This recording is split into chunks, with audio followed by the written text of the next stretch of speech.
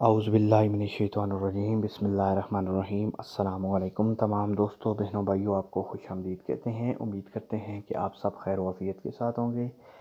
تو دوستوں، بہنوں، بھائیوں، آج آپ کو نظر بد کے خاتمے کا تعویذ بتانے جا رہے ہیں۔ جن بچوں کو، جن بزرگوں کو یا کسی کی نظر لگ جاتی ہے یا نظر کی وجہ سے کمزور ہو جاتے ہیں، جسم سکڑنا شروع ہو جاتا ہے، ایسے مسائل ہوتے ہیں، تو ان کے لیے یہ تعویذ ہے، یہ نقش ہے، وہ اس کے استعمال سے نظر بد کا خاتمہ کر سکتے ہیں۔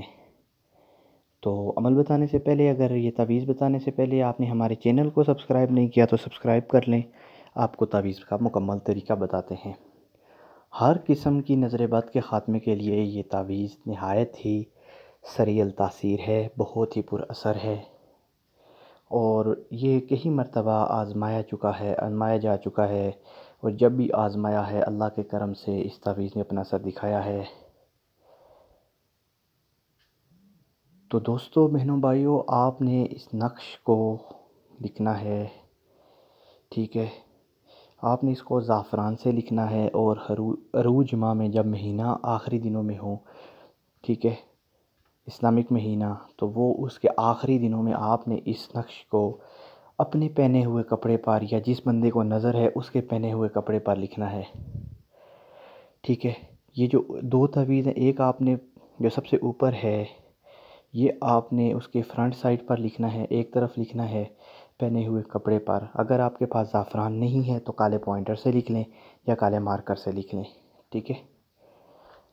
جو آپ نے ایک طرف لکھیں گے اور اس کے نیچے والا حصہ ہاف یا باقی وہی ہے صرف، وہ آپ نے اسی طرح اس کی دوسری طرف بھی پھر وہی لکھنا ہے، ٹھیک ہے؟ تاکہ جو آپ نے ایک طرف لکھا ہے وہ آپ دوسری طرف بھی وہی لکھا ہو، ٹھیک ہے؟ یہ لکھنے کے بعد آپ نے کیا کرنا ہے، اس نقش کو اپنے بازو پر باندھنا ہے، جس بندے کو نظر ہو، ٹھیک ہے، جس کی یہ کپڑا ہو۔ اللہ کے حکم سے پہلے کی نظر بد ختم ہو جائے گی، اور آئندہ کے لیے وہ بد نظری سے محفوظ ہوگا۔ یہ کل 2 نقوش ہیں، ٹھیک ہے؟ اور ایک لکھنا ہے کپڑے کے ایک طرف اور ایک دوسری طرف، اور اس کے عین پیچھے اسی طرح لائنیں لگا کر الفاظ سے الفاظ ملا کر لکھنا ہے۔ نیچے والے نقش میں آپ دیکھیں کہ اوپر یہ جو حفیظ تو الف ہا را، یہ چیز اوپر نہیں لکھی، نیچے والے تعویذ میں یہ نہیں لکھنی اس کے پیچھے، ٹھیک ہے؟ تو یہ لائن سے لائن ملا کر وہی نقش دونوں طرف لکھنا ہے۔ انشاءاللہ آپ یہ نقش استعمال کریں، آپ کو نظر بد سے خاتمہ ہو جائے گا، بہت فائدہ ہوگا، اور جتنے بھی اثرات ہیں وہ بھی آہستہ آہستہ ختم ہونا شروع ہو جائیں گے۔ تو یہ تعویذ کا طریقہ آپ کو مکمل بتا دیا ہے۔ کوئی بھی سوال ہو تو آپ پوچھ سکتے ہیں۔